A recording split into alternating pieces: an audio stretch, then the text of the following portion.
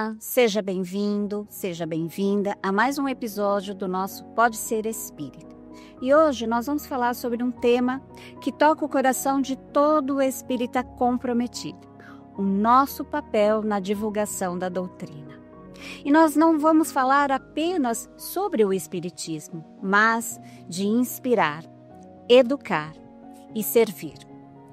São 3 pilares que, se bem compreendidos e vivenciados, nós vamos transformar o nosso estar no mundo e contribuir para o progresso da coletividade. Na nossa conversa de hoje, nós vamos então aqui, de uma forma muito tranquila, muito serena, percebendo que, a depender da nossa conduta cristã no dia a dia, nós podemos ser um canal de luz onde quer que estejamos. Fique conosco. Eu sou Sandra Kinoshita e hoje estou aqui com o David Ramos. Olá, Sandra. Feliz por estar aqui com você mais uma vez, recebendo o nosso convidado de hoje, com quem nós temos muito a aprender. O nosso convidado é o Jaime Ribeiro. Ele é CEO do Educa Saúde Emocional, escritor e especialista em inteligência artificial e educação. É autor do livro Empatia, porque as pessoas empáticas são os líderes do futuro, e um Deus devocional para os imprevisíveis. E também do livro O Espiritismo, Comece por Aqui. Ele é membro do Grupo Espírita Casa do Caminho na Vila Mariana, em São Paulo. E seja muito bem-vindo, Jaime. Obrigado por ter aceitado o nosso convite e sinta-se à vontade para se apresentar e fazer suas considerações iniciais. Alegria toda minha. Olá, Sandra. Olá, David. Alegria estar aqui nesse podcast tão bem falado no movimento espírita. É uma honra estar aqui para a gente falar sobre esses temas, que são temas que nos trazem várias reflexões e também nos convidam à ação. Todas as reflexões que levam à ação, elas devem estar no topo do ranking da nossa mente, de como nós devemos nos comportar nesse mundo. Então, estou muito feliz, inclusive pela escolha do tema. Eu acho que será uma conversa maravilhosa. Nós também estamos muito felizes com a sua presença. Seja bem-vindo mais uma vez ao Pode Ser Espírita. Nós começamos sempre perguntando para o nosso entrevistado como que ele começou, como foi o início dele junto, qual foi o contato que o trouxe ao espiritismo. Gente, é muito curioso, porque geralmente quando você encontra alguém que faz parte da tua roda social espírita, a pessoa fala que ou chegou na casa espírita porque era uma pessoa muito curiosa e tinha uma grande conexão com a espiritualidade, ou era de uma família espírita e por conta disso se transformou em espírita, ou a pessoa diz que estava passando por momentos muito difíceis na vida e por causa disso, pela dor, ela chegou na casa espírita. Comigo foi muito diferente. Eu cheguei na casa espírita porque eu era um adolescente que tinha muita fome. E eu costumo dizer que eu cheguei por fome na casa espírita. E fome eu digo porque eu fui passar uma tarde na casa da minha avó, eu tinha 13 anos, e ela, para não me deixar na casa dela trancado lá, eu ia comer toda a cozinha dela, ela precisou me levar junto para a casa espírita. E aí, com 13 anos, ela não tinha negociação, ela sabia que se me deixasse lá eu voltar e não ia ter mais nada. Ela falou: eu preciso levar você para fazer uma atividade voluntária que eu tinha para fazer lá no Missionários da Luz, lá em Recife, no Pina. E daí, nesse dia, nós assistimos a uma palestra.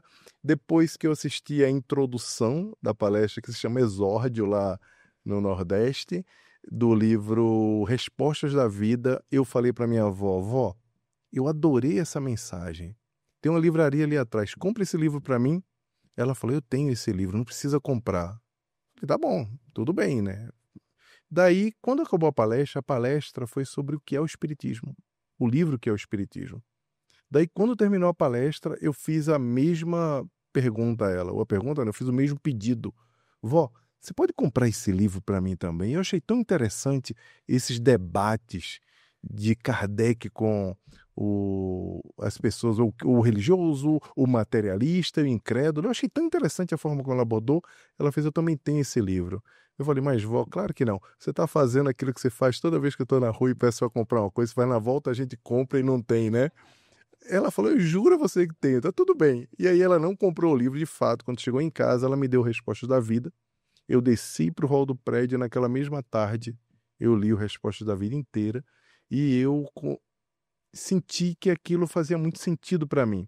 Eu era uma criança que tinha estudado em escolas jesuítas, tinha já experimentado frequentar alguns templos religiosos, porque eu tinha muito desejo de me conectar com Deus, com o sagrado, mas eu não via muita lógica nos rituais. Eu achava os rituais chatos, achava que os rituais não tinham sentido, não tinham significados espirituais.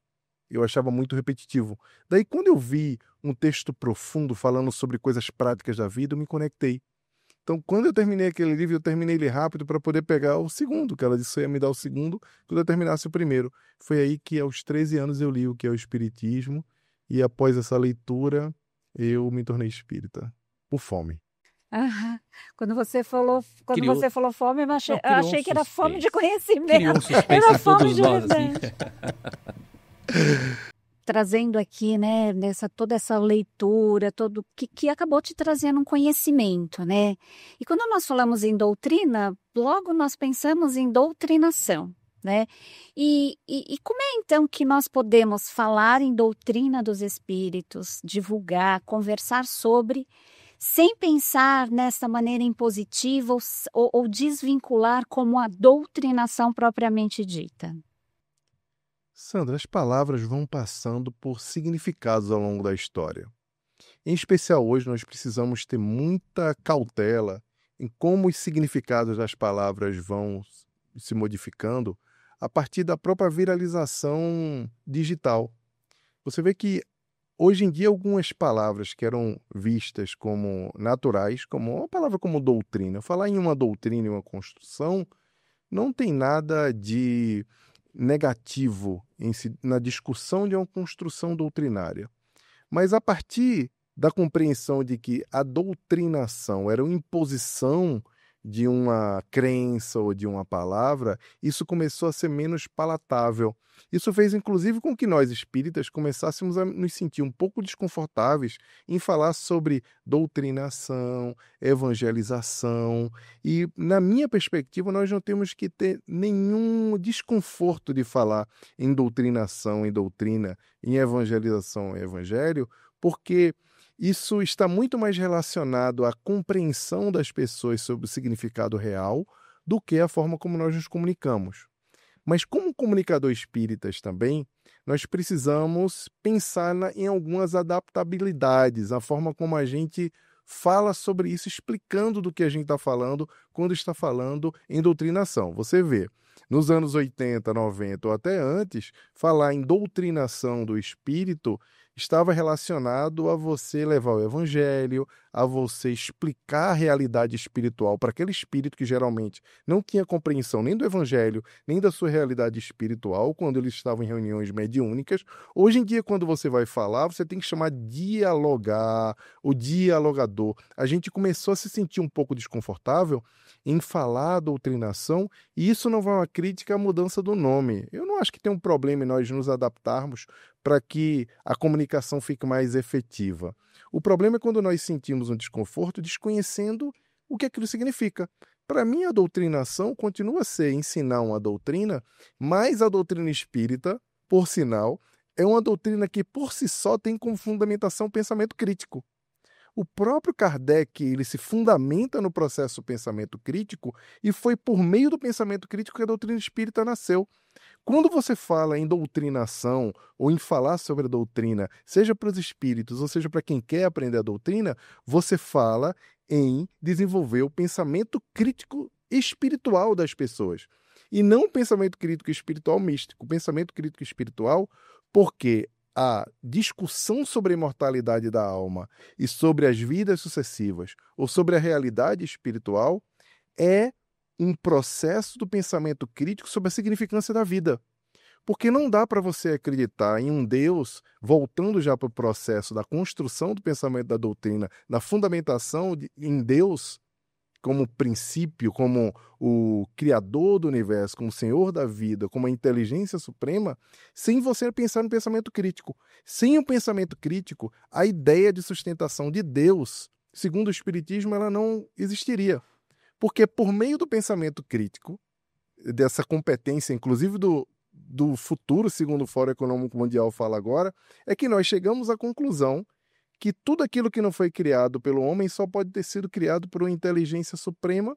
Tudo aquilo que a gente observa no mundo, seja do ponto de vista das injustiças, seja do ponto de vista da forma como a sociedade se organiza, como a própria evolução da Terra, a evolução, a construção atômica, a construção de tudo que existe, que foi feito pela divindade e não pelo homem, só por meio do pensamento crítico é que nós entendemos que isso faz parte de uma ordem divina. Daí eu me sinto muito confortável para falar de doutrinação ou de doutrina sem precisar me adequar à forma palatável como as pessoas, ou a sociedade, como tem se organizado agora, tem tido a mania de levar essas palavras para outros lugares, como a palavra narrativa, que é uma palavra que é muito falada hoje como uma coisa negativa. Narrativa, para dar um exemplo, não é uma palavra negativa, mas hoje ela tem sido repetida como uma construção de mentiras. Mas narrativa não é uma construção de mentiras em uma contação de história com viés. Narrativa é uma narração, narrativa é uma perspectiva que é feita. E o nosso entendimento de perspectiva volta para o pensamento crítico, e quando a gente fala em doutrinação, a gente nunca fala em imposição, porque o princípio da doutrina espírita, a razão da doutrina espírita existir, é o próprio pensamento crítico na forma como nós transformamos o evangelho numa anomalia quando observamos ele do ponto A, quando ele foi entregue por Jesus, para o ponto B, que é o ponto do que estava acontecendo no século das luzes, quando Kardec lançou novas luzes, usando a palavra novamente, para explicar os fundamentos da moral do Cristo. Daí, o pensamento crítico, a forma como a gente observa a doutrina, é a razão de ser. E doutrina espírita significa ensinar a pensar com a alma, ensinar a pensar o mundo, a repensar as coisas que a gente acreditava em relação à cristandade, em relação à evolução humana. A gente poderia falar uma hora inteira sobre esse tema, mas é como eu enxergo a discussão sobre doutrinação. Você falou tão bem a respeito da doutrinação, e eu queria ver se você pode comentar para a gente sobre divulgação. Qual o papel da divulgação? Você acha que é importante a gente divulgar a doutrina espírita? Você acha que isso faz parte também do ser espírita, ele divulgar a doutrina? Sem dúvida, David. A doutrina espírita, a divulgação da doutrina espírita tem que ser ancorada também no pilar de Jesus, quando ele fala que não se pode colocar a candeia embaixo do alqueire. Existem duas coisas que nós temos mania de repetir como espíritas, que muitas vezes jamais foram ditas pelos próprios autores, que são citados como criadores dessas frases. A primeira delas é dizer que o espiritismo não se interessa de fazer proselitismo. Isso vem sendo repetido bastante. Eu estive agora recentemente no podcast do Conecta Espiritismo falando sobre isso também. Em momento algum, Kardec falou que nós não queríamos divulgar a doutrina, nem levar a doutrina para toda parte. O que a gente tem a aprender sobre isso? É que no próprio que é o Espiritismo, em alguns trechos da Revista Espírita, Kardec fala que para aqueles que não tinham interesse de ver, que não tinham interesse de saber da verdade ou de investigá-la, não interessava a gente perder tempo, mas isso se aplica também aos nossos tempos. Nós vivemos tempos que as pessoas estão com os ouvidos petrificados e elas querem acreditar apenas no que elas querem acreditar.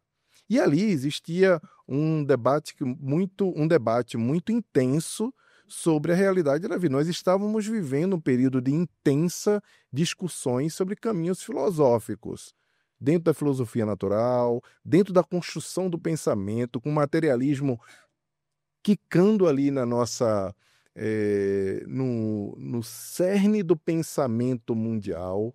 Existiam coisas que estavam acontecendo ali. E Kardec dizia que não adiantava se perder tempo com quem não queria ouvir. Em momento algum, ele falou que nós não deveríamos divulgar. Muito pelo contrário.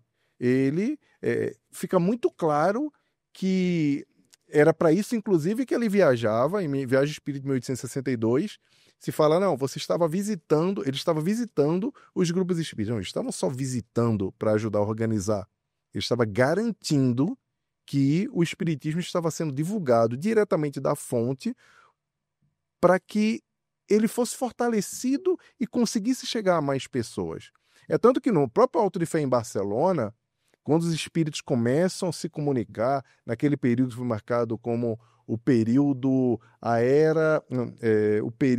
de luta do espiritismo, que ele fala sobre isso na Revista Espírita de agosto de 1863, aquele momento foi um momento de grande propulsão de divulgação das obras espíritas que começaram a esgotar.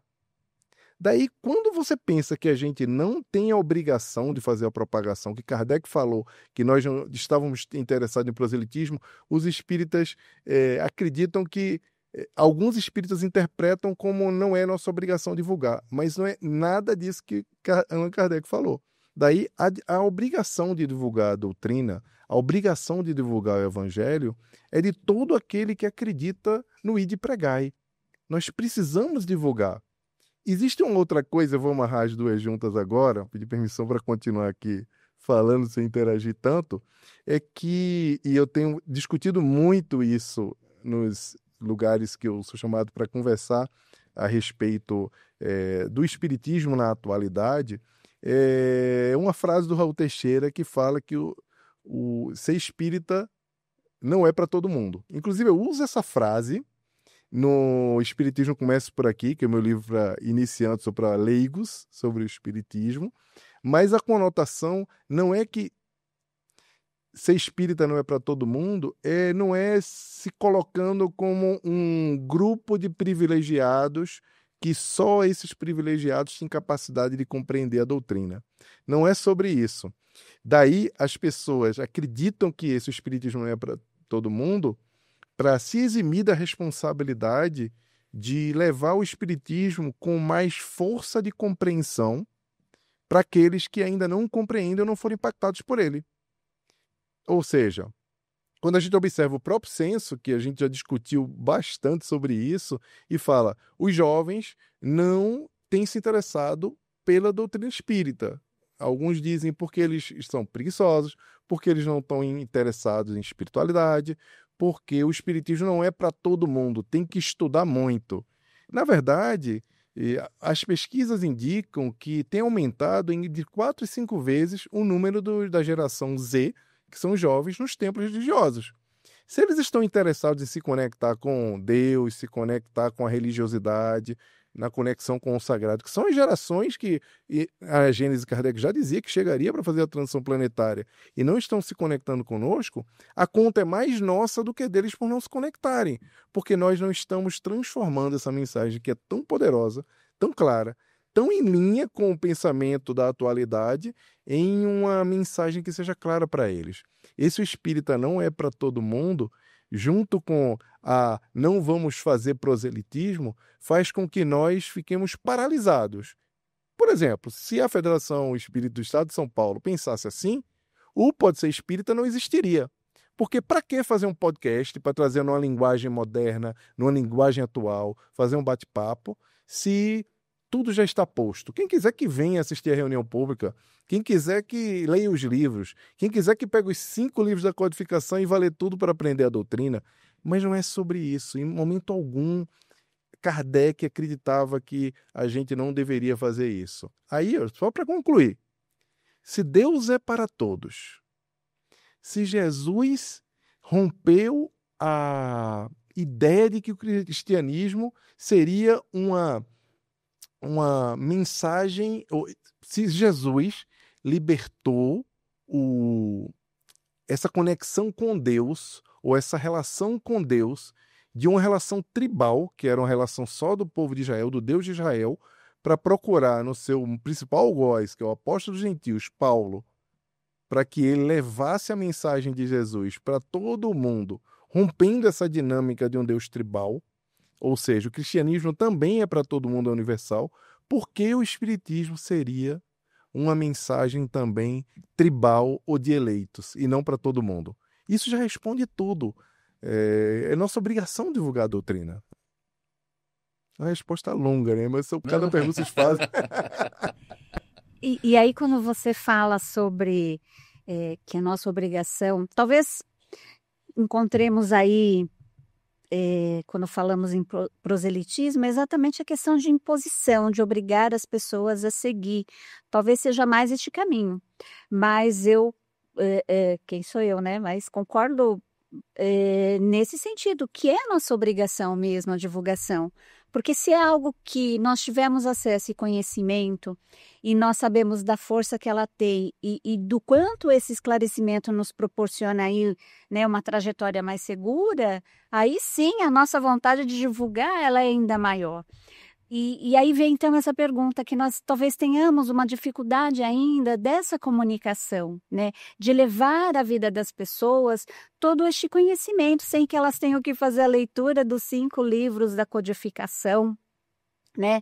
E pensando também nessa frase que você disse de que ser espírita não é para todos, né?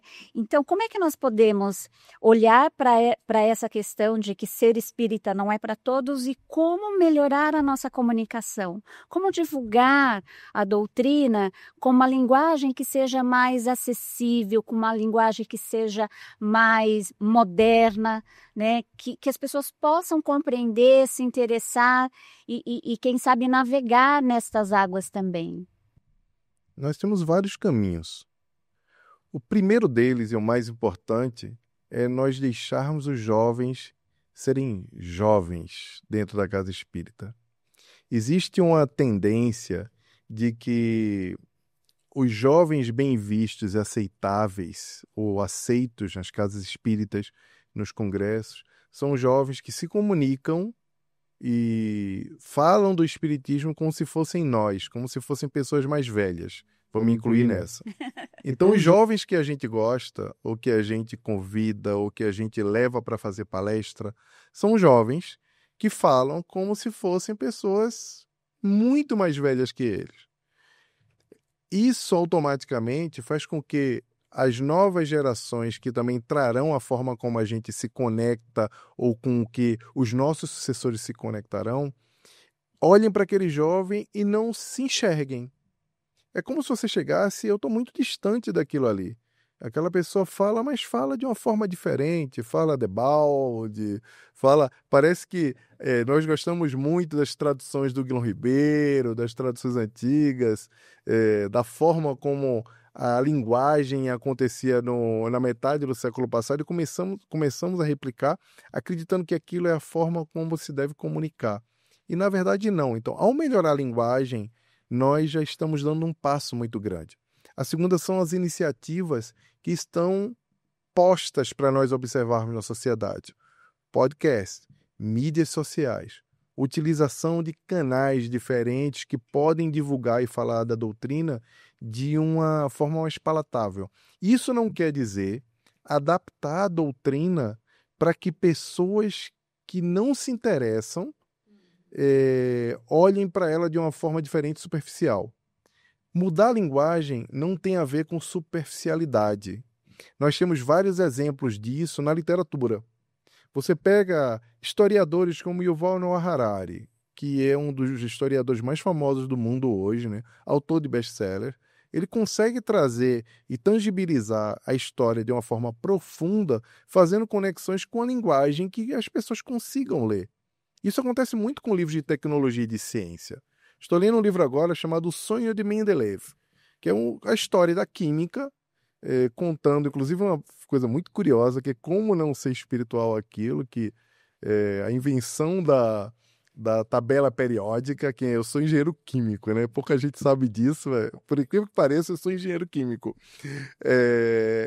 Ele sonha com a tabela periódica, em como ela se organizava, que era ele não conseguia ver padrão naquilo ali, em como organizar, ele sonha quando acorda, ele vê em sonho aquela organização. E é um livro de ciência palatável para que as pessoas possam entender a história da química. Daí, por que não nos utilizarmos de linguagens que sejam mais, não simples, mas diretas e temporais para falar sobre coisas que são profundas, sem perder a profundidade. Eu tento fazer isso no Espiritismo Começa por Aqui, que as histórias e conversas que conseguem conectar o conteúdo para que ele se mostre útil para o dia a dia. Daí existem várias maneiras da gente fazer isso, no formato e na forma. O formato são os formatos que eles são transitórios e a gente precisa se adaptar. E creio que as casas espíritas também precisam passar por essas transições. As casas espíritas precisam ter um espaço para gravar podcast, para transmitir as palestras em áudio, para ter bons lugares com ambientação interessante para que sejam transmitidas também as suas palestras e seus conteúdos. São várias coisas que podem se fazer, inclusive pensando na experiência de como o usuário, a pessoa que chega dentro da casa espírita, se sente bem estar presente. São várias camadas que a gente pode cuidar. A principal delas é a gente aprender que tem que desaprender muita coisa que a gente fazia. Muita coisa que a gente fazia antes, a gente precisa reconsiderar. Não abandonando nossas tradições, nem deixando de fazer aquilo que dá certo, mas olhando para o mundo e dizendo, nossa, olha como esse museu faz esse tipo de coisa. Olha que os museus hoje estão incríveis com experiências, né, David? Você tem não é? Você olha hoje e fala, nossa, os museus parecem que viraram escolas e as escolas parecem que viraram museus. A gente precisa pensar sobre como organizar as coisas para que elas se apresentem como devem se apresentar agora. Eu acho que isso é um bom caminho também para a gente divulgar e chegar nos corações que a gente ainda não alcançou por uma inaptidão nossa mesmo em acompanhar os movimentos sociais. Você começou falando a respeito da evolução das palavras, né? Puxa vida, as palavras tinham determinado significado no passado e hoje não tem mais porque a sociedade acabou adequando aquilo, o momento que a gente vive, sendo um momento de polarização, acaba sendo, levando a esse tipo de tradução, talvez. Com relação à divulgação da doutrina espírita, você acha que a gente também deveria buscar um vocabulário mais atual ou não? Quer dizer, o próprio vocabulário natural da doutrina espírita, a gente vai falar sobre energia, que não é uma palavra espírita, mas é uma palavra que tem uma compreensão genérica e que às vezes pode ficar fácil para se entender, mas se você usa energia, a gente não perde um pouco de profundidade, um pouco de especificidade do que é o espiritismo? Eu não sei se a minha pergunta ficou claro, mas eu queria tentar correlacionar a linguagem atualizada com a divulgação. Ou seja, assim, com a atualização da linguagem, a gente perde profundidade. David, a gente não pode esquecer que o Espiritismo criou um novo vocabulário. Não foi à toa que Kardec se deu o trabalho de chamar de espírita e não espiritualista. Espiritismo ao invés de espiritualismo. Ele podia muito bem se apropriar daquele termo ocidental, dizer, olha, no Ocidente é assim, porque isso já se falava no Oriente há muito tempo, e talvez nós estivéssemos hoje aqui falando dessa forma. Como nos Estados Unidos era o novo espiritualismo, não é? Ele criou novas terminologias para que nós nos referíssemos a essas terminologias de uma forma proprietária. E eu creio que isso foi muito sábio, e eu creio que nós também precisamos continuar seguindo essas nossas terminologias como o perispírito, que é um termo que também foi criado e que ele não existia. Eu não vejo problema em nós usarmos as palavras que são palavras espíritas para explicar coisas que ficam muito mais claras com os vocabulários. Mas eu não vejo problema também de nós utilizarmos energia, e quando formos falar de energia, nós explicarmos sobre o que aquilo significa. Vou dar um exemplo prático. Você vai falar em fluido. Falar em fluido hoje, para um engenheiro químico é fácil, que falando fluido é água. Fluido, você fala em fluido, mecânica dos fluidos, gases, a gente estuda o tempo inteiro isso. Para as pessoas como um todo, falar em fluido é científico. É bem científico e não há uma compreensão.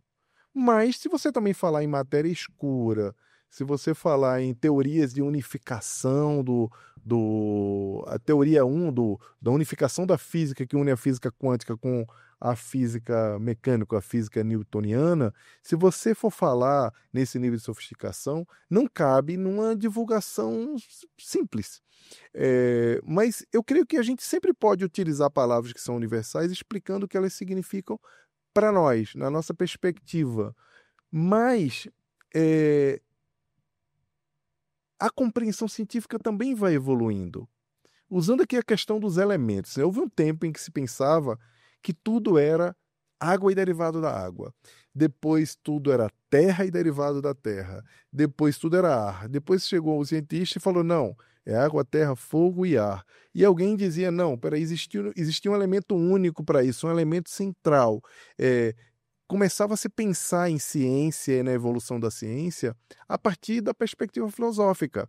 Hoje, nós temos várias palavras que não existiam, que explicavam muita coisa que na época de Kardec ele não conseguia explicar, que nós podemos nos apropriar e utilizá-las também para explicar coisas. Vou dar um exemplo prático, pouca gente parou para pensar sobre isso, Sandra. Mas enquanto Kardec estava lá organizando o Livro dos Espíritos, sequer nós tínhamos energia elétrica. Ele usava lamparinas. Então você pensa nisso. Olha a construção científica poderosa, doutrinária, do conhecimento, revoluções do conhecimento humano, e isso não diminui nada. Sabe por quê? Porque antes dele, muito antes dele, outras evoluções científicas foram feitas, ou revoluções científicas, em épocas que a lamparina já existia, mas outros conhecimentos não tinham sido elaborados ainda pela humanidade. E tantas outras questões. Só depois de Kardec é que os micro-organismos foram revelados por Pasteur. A gente não tinha ideia que existia micróbio naquela época ainda. Existia um repertório que estava ali muito adiante do tempo, mas hoje nós conseguimos explicar, usando a ciência, coisas novas. Eu confesso a vocês que eu não me preocupo muito com esse ponto, eu me preocupo muito mais em como nós podemos usar a ciência do que vem acontecendo no dia a dia, a ciência social e principalmente a comunicação, para nós levarmos de fato o que importa para a doutrina espírita, que é aquele desenvolvimento do que eu estou chamando de pensamento crítico, que vê só, Kardec não fala em pensamento crítico. Vou dar um exemplo do que a gente está falando aqui. Kardec não fala. Kardec fala em fé raciocinada. O que é a fé raciocinada? É aquela capaz de encarar a verdade frente a frente em todas as épocas da humanidade. E o que é a tua capacidade de encarar a razão frente a frente? É o pensamento crítico. É principalmente a coragem de desaprender. Tem Adam Grant, que é um grande pensador e psicólogo da atualidade, ele diz que é preciso muito mais inteligência para aprender a desaprender do que aprender, necessariamente. Porque tem coisas que a gente aprendeu que tem que desaprender para a gente refazer aquilo que a gente acredita. E o movimento espírita, inclusive, precisa aprender a desaprender para poder, muitas vezes, se soltar de algumas práticas que no passado funcionavam muito bem, mas que hoje já não funcionam mais. Que são várias e várias e várias, todas elas já bastante debatidas, e que a gente precisa continuar debatendo, e não vai diminuir nada a gente falar sobre isso. Pelo contrário, só engrandece a doutrina espírita. Quando nós falamos em divulgação, pelo que nós estamos conversando, claro, não prescinde do estudo, né? E talvez a forma com que nós divulgamos é que precise ser revista por nós, né? E aí você bem colocou nesse sentido, não significa mudar o que está na doutrina dos espíritos, mas como é que nós estamos trazendo isso, não é? E aí, você acha que existe uma forma de divulgação que não seja através das palavras? que não seja através dos discursos? Como é que uma pessoa pode identificar, por exemplo, em nós que nós somos espíritas? Existe, se aqui essa forma existe, né? É a frase lá que estávamos conversando agora há pouco de Isso. Francisco de Assis, que é atribuída a Francisco de Assis, que é pregue o evangelho e, se necessário, use palavras. A forma como você se comporta como espírita vai falar pelo espiritismo por si só. Não acontece com vocês de, às vezes, vocês conhecerem uma pessoa e falar, eu acho que ele é espírita. E você sente, porque existe uma coisa chamada o hálito da alma, que é aquilo que chega antes de você quando você entra nos ambientes. Quando você fala sobre espiritismo sem falar de espiritismo, pela alegria com que você se manifesta, pelo respeito como você trata as pessoas e principalmente as diferenças. A forma quando você se cala muitas vezes fala muito sobre ser espírita. Eu lembro que uma vez, eu conto até isso também no livro, estou lembrando muito das histórias do livro, mas eu tenho um amigo que inclusive ele veio aqui quando eu vim fazer a palestra de um Deus aqui na FESP comigo. Quando eu e o Márcio nos conhecemos ele é protagonista do livro, inclusive, no trabalho. A gente entrou no carro para fazer um trabalho e no caminho teve alguma conversa que eu não lembro o que foi, uma conversa sobre trabalho, mas era uma conversa sobre... Eu não lembro o que foi agora, eu não vou lembrar o que foi agora, mas nós começamos uma conversa sobre alguma coisa que estava sendo feita indevida por algum funcionário do trabalho e a gente estava indo auditar. E nessa conversa, ele falou assim, olha, eu não acredito que as coisas devem ser feitas assim, inclusive porque isso é muito contrário ao que a minha religião acredita. E eu estava do lado dele assim, ele estava dirigindo e eu falei, ele é espírita. E eu falei, você sabe que é a minha também? E qual é a sua religião, Márcio? Ele falou, eu sou espírita. Eu falei, eu também. Ele, nossa, você também? Eu também sou espírita. E a gente sentiu ali um ao lado do outro que nós éramos espíritas. Isso não tem nada a ver com sensibilidade extrasensorial, não tem nada a ver com isso. Tem a ver com a forma como a pessoa se apresenta sem dizer que ela é espírita. Daí você pode sim, por meio da forma como você age, da forma como você interage com as pessoas, dizer o quanto você é espírita. Mas hoje nós vivemos em um mundo de atenção parcial. Nós notamos que a atenção das pessoas nunca está 100% naquele lugar. Isso faz com que nós não estejamos observando tanto a ação dos outros, a não ser para observar se as pessoas estão errando ou não. Esse é um grande problema, porque geralmente, quando você é uma pessoa que se esforça em ter uma boa conduta, porque todos nós somos pessoas esforçadas em extrairmos o melhor de nós para esse mundo.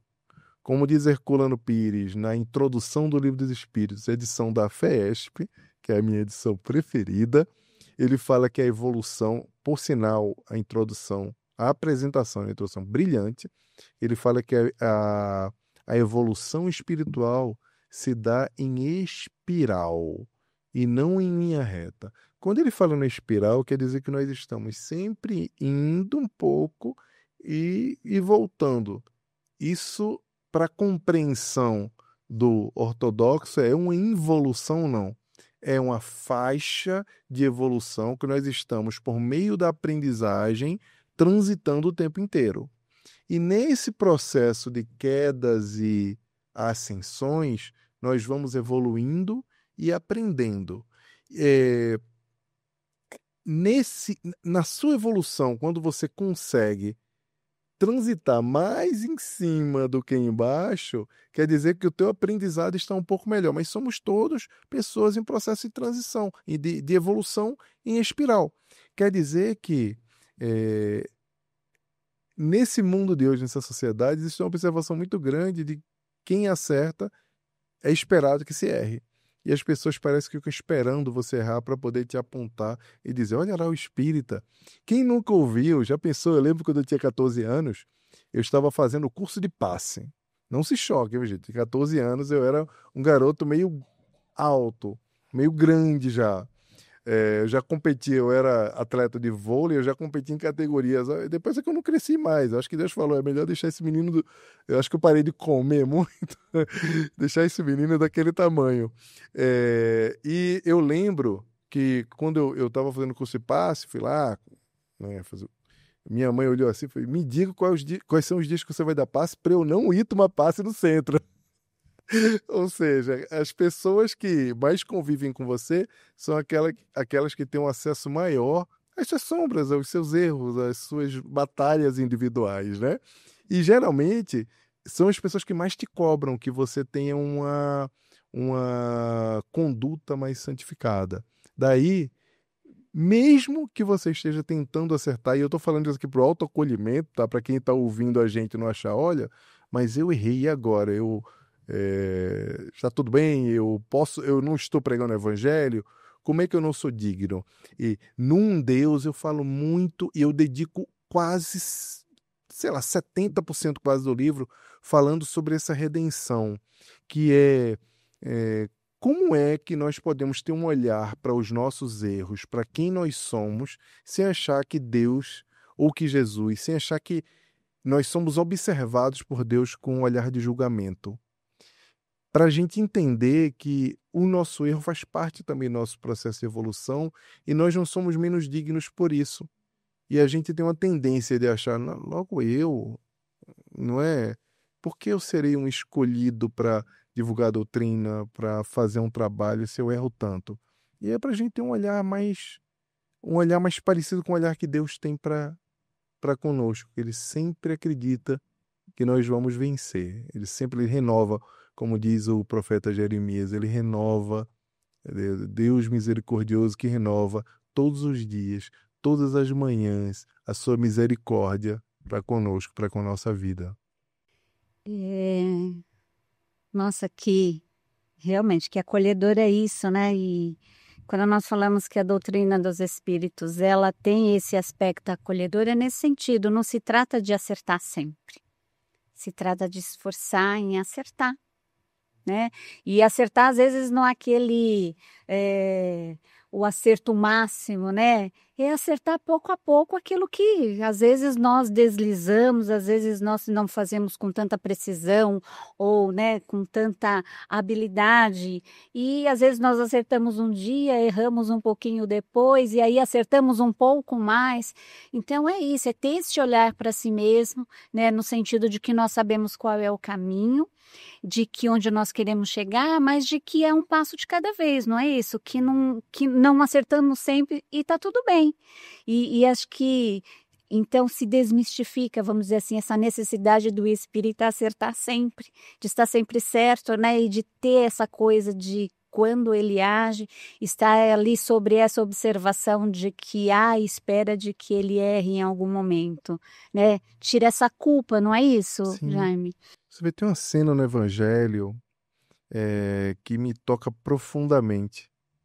É quando Pedro, diante de Jesus, fala para ele, afaste-se de mim, eu sou um pecador. Você não sabe o que eu fiz na minha vida. Pedro se sente indigno diante de Jesus e fala, não, você não sabe quem eu sou. Eu não sou digno disso que você está falando para mim agora. E Jesus só responde, siga-me. Herculano Pires, em Madalena, romance de José Herculano Pires, tem uma cena também muito significante, quando Madalena cruza os olhos com Jesus no meio da multidão. E Madalena narra que aquela troca de olhar se deu em apenas poucos segundos. Mas aqueles poucos segundos que ela cruza o olhar com Jesus, dentro dela dura uma eternidade inteira de transição, de mudança, de conversão. Muitas vezes nós somos o Pedro ajoelhado dizendo: Jesus, afaste-se de mim porque eu não sou digno. Você não sabe quem eu sou. Como assim você está pedindo para eu ir ali fazer uma palestra, para eu divulgar, para eu escrever um livro? Se afasta de mim. A verdade é que Jesus sabe exatamente quem nós somos. Tem uma frase de Teresinha,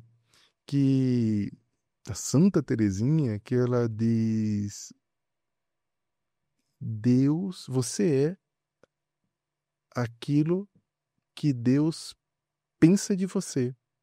Se não me falha a memória, é assim que é a frase. Mas você é exatamente o que Deus sabe de você. Da Madalena que cruza os olhos com Jesus na multidão, narrado por Herculano inspirado. Do Paulo de Tarso que vê o fogo na frente dele e fica cego e pergunta quem é. Do Pedro ajoelhado dizendo: se afasta de mim que você não sabe quem eu sou. Nós não somos dignos, ou pelo menos eu falo aqui por mim, viu, David? Viu, Sandra? Mas eu não me sinto digno de me colocar num rol de comparação com Paulo, com Miriam, com Pedro. Mas eu me coloco no andar de baixo para dizer: com certeza eu errei mais que eles, e com certeza o tempo todo esse pensamento do que queres que eu faça? Que é a pergunta do Atos dos Apóstolos. Que queres que eu faça? E aí a resposta nós já sabemos, que o Cristo espera de nós. Ide pregai, divulgai, fazer o nosso trabalho, servir. Com o objetivo de nós estarmos aqui. Jesus disse: eu não vim para ser servido, eu vim para servir. Se Jesus veio para servir, nós também estamos aqui para servir em um maior grau.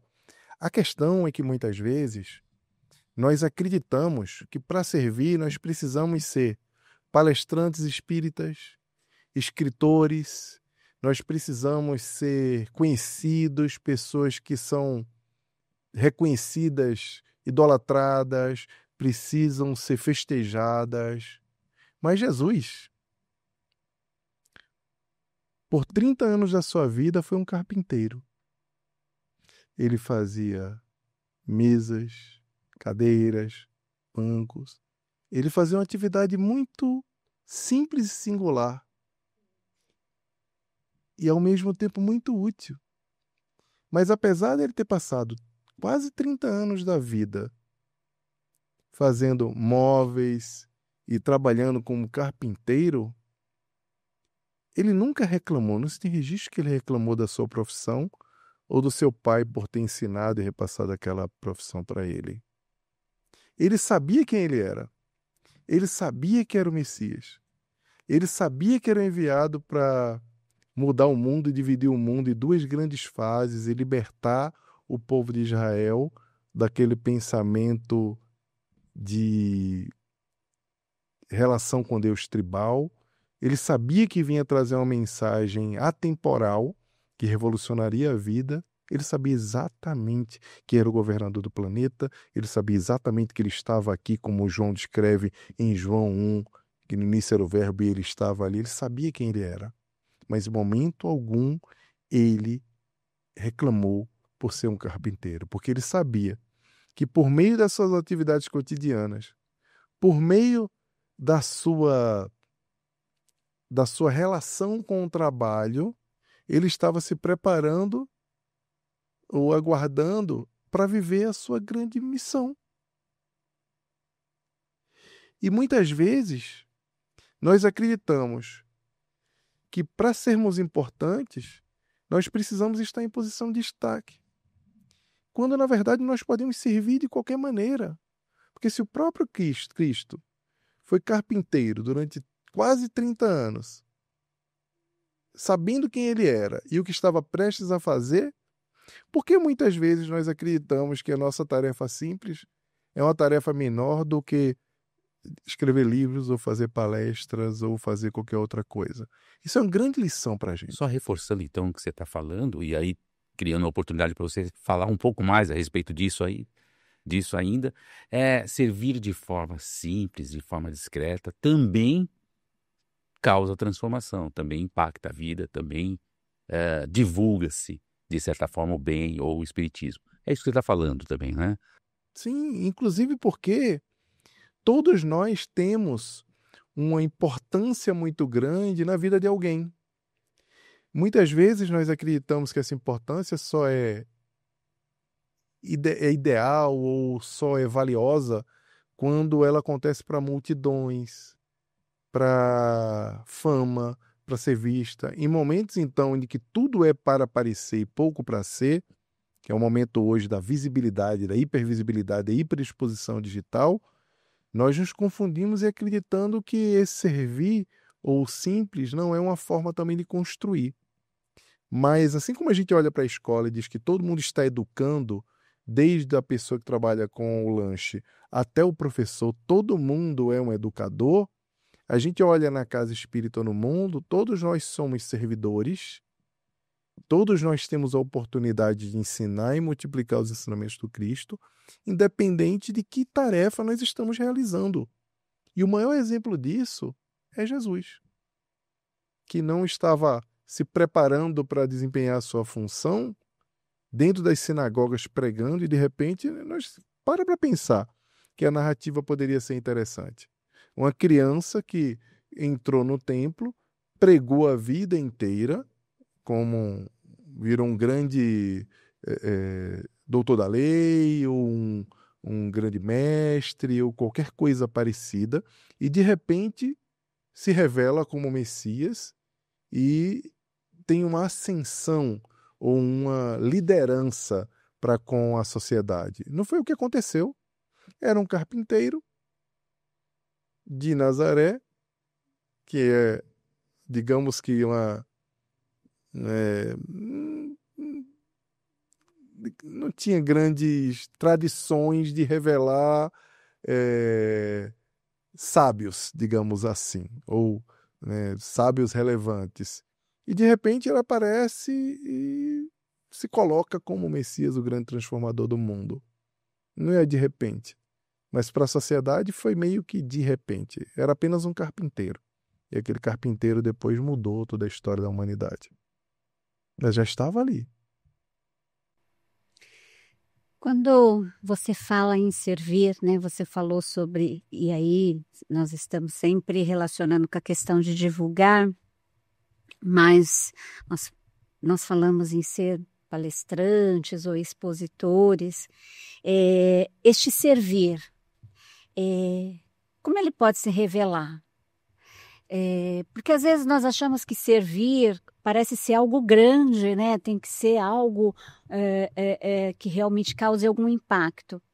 E nós podemos servir nas pequenas coisas? Que coisas seriam essas, se você puder trazer alguns exemplos para nós? Nós podemos servir o tempo inteiro. Quer ver uma forma de serviço simples que pode nos acompanhar o tempo inteiro? A escuta ativa. Você está disponível. Hoje, o tempo dedicado às pessoas, o tempo de atenção, voltando à questão da atenção, é uma grande preciosidade que você pode dedicar a outra pessoa. Porque em tempo de atenção parcial, quando as pessoas, até quando estão presentes, estão ausentes, você dedicar o teu tempo a alguém é servir. Você ouvir atentamente no momento que as pessoas a cada dia têm mais opinião. Nunca se teve tanta opinião sobre tanta coisa como agora. Tem especialista de tudo e, às vezes, especialista em tudo. É o que a gente mais vê na internet. Nós estamos vivendo uma época que nunca teve tanta informação. A humanidade nunca foi tão informada. Os volumes de informações são consideráveis. Mas, voltando ao pensamento crítico, nem todas as informações são informações com sentido. Nem todas elas fazem sentido. Sentido, a palavra por si só, significa direção. De forma que nós vivemos hoje uma sociedade que é muito informada, mas com tanta informação sem sentido, apesar de ser uma sociedade tão informada, nunca esteve tão desorientada. Esse é um pensamento de Byung-Chul Han, do livro A Crise da Narração, que é muito interessante e que se adequa também à forma como nós podemos adaptar o servir, que é a nossa capacidade de ajudar o outro a refletir, a nossa capacidade de ouvir os problemas sem julgamento. Servir, hoje em dia, significa qualquer coisa que você possa fazer que dedique um pouco do teu tempo para realizar pelo outro e não para você mesmo. É uma troca do teu tempo. Quando a gente fala em bônus horas, lá em André Luiz, a gente acredita até que é uma moeda, a gente acredita que vai ter uma troca, e a gente, às vezes, tem muita dificuldade de entender. André Luiz fez um esforço muito grande de materializar concepções para que nós pudéssemos entender a forma como se construía digamos, não é riqueza a palavra, mas nem é reputação, mas consistências e créditos. Vou usar a palavra crédito, né? E nessa construção de crédito, e não é à toa que se chama bônus hora, você vê que ele usa o tempo ali como uma medida, já deixa uma boa indicação de que a forma como você serve ao outro, como você dedica o teu tempo ao outro, é a tua grande construção de riqueza espiritual e de crédito para a tua alma.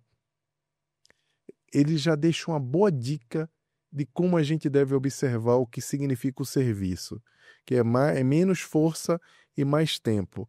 Não quer dizer que você não precisa colocar força algumas vezes, que é mais sobre o quanto você se dedica ao outro. E a maior dedicação é você, numa sociedade em especial, no qual as pessoas se dedicam cada vez mais a si só ou ao seu clã, reduzindo inclusive a perspectiva cristã de espiritualidade, porque existe uma tendência hoje de que as pessoas comecem a olhar muito para o próprio clã. Tem gente que não, mas porque eu faço tudo pelos meus filhos, mas pisa no colega do trabalho. Não difere muito dos animais, porque os próprios animais cuidam das suas crias de uma forma muito arraigada, mas não deixam de ser animais. O que vai caracterizar a nossa compreensão espiritual é o rompimento desse amor, que deixa de ser um amor carnal, tribal, pequeno, para um amor universal, quando nós observamos qualquer um na perspectiva que Jesus nos ensinou, que é a perspectiva do amor universal, de olhar o outro sem o julgamento, de olhar o outro com a pureza do coração, não do outro, mas a nossa. E Emmanuel, em Pensamento e Vida, fala que nós temos duas asas que devemos desenvolver para nos levar até Deus, que é o do amor e da sabedoria, né?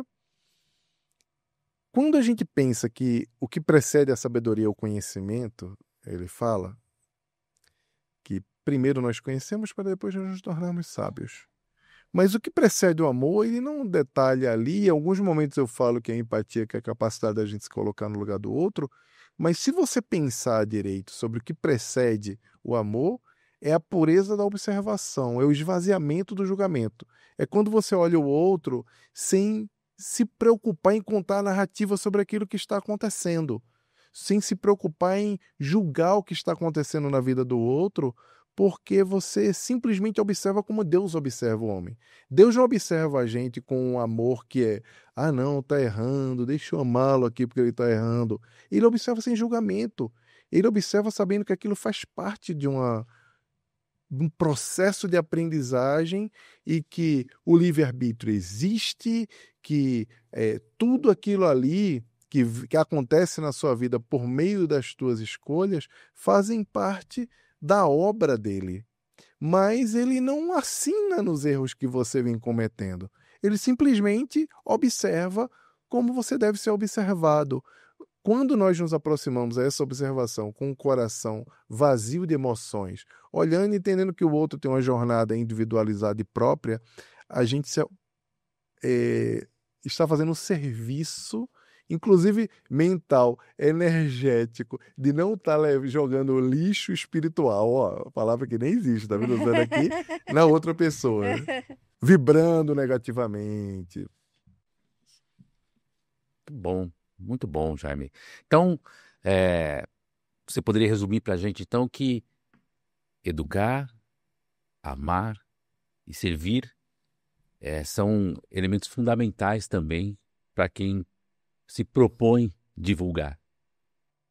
Educar para ensinar, para aprender, amar para construir, para propagar, para fazer com que o mundo seja um lugar melhor, para que o outro tenha uma vida melhor e com isso a sua vida seja melhor, e propagar para que todos tenham a oportunidade de servir, de sentir a mesma coisa. E esse propagar é o servir. Propagar também é servir. É um grande serviço a doutrina espírita fazer com que ela seja propagada, com que ela chegue aos lugares que ela deveria chegar. É aí onde a gente volta para o início e fala, peraí, ser espírita não é para todo mundo. Nós não fazemos proselitismo. Peraí, mas está certo isso do espiritismo não ser conhecido como ele explica as coisas da vida por todo mundo? Gente, para mim é muito claro que isso não está certo. Porque se nós temos explicações para as grandes questões da vida, nascemos com uma doutrina filosófica que explica e tem um conjunto de perguntas e respostas no seu livro 1, no seu livro essencial, que é o Livro dos Espíritos, para falar sobre as grandes questões da humanidade, para explicar grandes coisas da vida. Se nós não estamos explicando, não continuamos explicando as coisas, nós perdemos a nossa essência. E às vezes a gente estão acontecendo as coisas na vida e no mundo, a gente não quer conversar a respeito disso. Quer ver uma coisa? Quando eu fico meio zangado quando eu vou assistir algum conteúdo, alguma palestra. Vou usar a palavra zangado aqui, porque é zangado não com a pessoa, mas zangado com a gente mesmo, tá? Porque eu vejo que, às vezes, a gente está preocupado demais em citar referência. Vai fazer uma palestra, fala, porque na pergunta 595 do Livro dos Espíritos está falando isso, isso e isso. Porque a Gênesis, isso, isso e isso. Começa a virar uma citação a palestra, ao invés de a gente trazer coisas que são práticas, que falam sobre o dia a dia, que constroem. Mesmo que a gente referencie e fale, parece uma dissertação, que a gente precisa cada linha colocar de onde tirou aquilo, e eu estou fazendo doutorado agora, tudo que eu falo agora eu tenho que dizer de onde foi, como não foi, mas a doutrina espírita não é um doutorado em espiritualidade. O próprio Jesus nunca quis ser um catedrático, nem falar como os doutores da lei.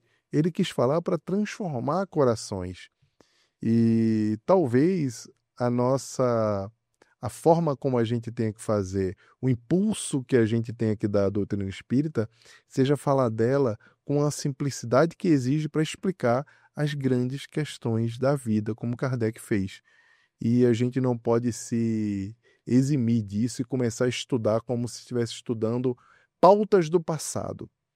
Estudar coisas que se falavam no passado, e repetindo uma retórica e em círculos tentando explicar questões do passado, quando o presente está aqui, as pessoas querem respostas e a gente simplesmente se nega a dar essas respostas porque estamos presos pensando que precisamos estar o tempo todo consultando livros sagrados para lê-los e interpretá-los, quando na verdade aqueles livros que são a pedra fundamental da doutrina, eles servem como base para que nós tenhamos segurança em avaliar as questões do futuro. Foi para isso que Kardec deixou o legado. Ele deixou a pedra angular, ele deixou as coisas sedimentadas para que nós pudéssemos avaliar a vida. Mas ele já sabia. O próprio Espiritismo ele falou que teriam fases muito bem desenhadas. Ele fala nos períodos do Espiritismo. Inclusive deixa muito claro, tem algumas mensagens dos Espíritos, ele falando que o Espiritismo passaria por essas transições. E até agora estamos nós discutindo se o Espiritismo é religião ou não, ou se é uma doutrina filosófica com consequências religiosas, quando lá na Revista Espírita ele fala que o Espiritismo passaria por um período religioso, depois teria um período intermediário, depois teria um período de transformação social ou renovação social. Gente, nenhum dos períodos eles deixariam de existir. Mas se nós falamos em um período religioso, e esse período religioso, quando a gente vê a publicação do Livro dos Espíritos, depois ele fala que cada período é caracterizado pela predominância das mensagens da espiritualidade referentes àquele período. E fica muito claro o que está acontecendo, nós estamos ainda discutindo questões que são questões que foram já, que ficaram no passado e que não tem muita relevância para o agora, em nome de um resgate, de uma interpretação da doutrina espírita que não deveria caber mais, porque o mundo foi transitando, assim como o espiritismo também passou por períodos, e agora ele pede um outro olhar. Que olhar é esse? É o olhar kardeciano, que nunca deixou de ser o olhar kardeciano. O problema é quando nós vamos interpretar, nós interpretamos como as pessoas às vezes fazem com a Bíblia. Olha lá o contexto do passado e tenta adequar com o contexto do agora e não consegue chegar em lugar algum. Talvez nós tenhamos que aprender a repensar aquilo que a gente falou antes, né? Jaime, eu estou aqui te ouvindo e refletindo. E com a dor no coração, eu tenho que te dizer que nós chegamos ao fim do episódio. Mas antes de encerrar, eu quero te agradecer por aceitar o nosso convite, por nos trazer mesmo esses esclarecimentos e principalmente essa possibilidade de refletirmos melhor o nosso papel na divulgação da doutrina dos espíritos. E antes de encerrarmos, se você quiser fazer mais alguma consideração. Não, Sandra, David, foi uma alegria estar aqui com vocês. Esse papo gostoso. De fato, isso aqui é um papo para a gente continuar muito tempo, não é? É um papo importante. Parabéns pelo trabalho do Pode Ser Espírita, é uma alegria. Queria agradecer a vocês, a Raquel, a todos vocês que fazem a Federação Espírita do Estado do São Paulo, Espírito Santo, meu Deus, toda vez. Tá vendo, Fabiano? Não tem jeito, cara. Eu da Fabiana e Adel são amigos queridos da FES, eu sempre cito eles também no podcast, que eles fazem um trabalho muito bacana. Gostaria de agradecer a vocês. E é uma alegria estar aqui, gente, conversando sobre esses temas que são temas tão importantes. E com esse formato, com certeza, vocês chegarão a muitos corações. Parabéns pelo trabalho. Obrigada, viu, Jaime? Nós que agradecemos e a alegria é nossa, Jaime. Obrigado por ter trazido para a gente tanto conteúdo. E nós agradecemos a você que esteve conosco assistindo esse episódio do Pode Ser Espírita e aos outros episódios. Lembrando que, se você gostou, dê um like, comente, nos envie as suas dúvidas e compartilhe esse conteúdo com aquele que você sabe que pode se beneficiar. Os conteúdos do Pode Ser Espírito continuam disponíveis também no YouTube e no Spotify. Nos vemos no próximo episódio do Pode Ser Espírita. Até lá!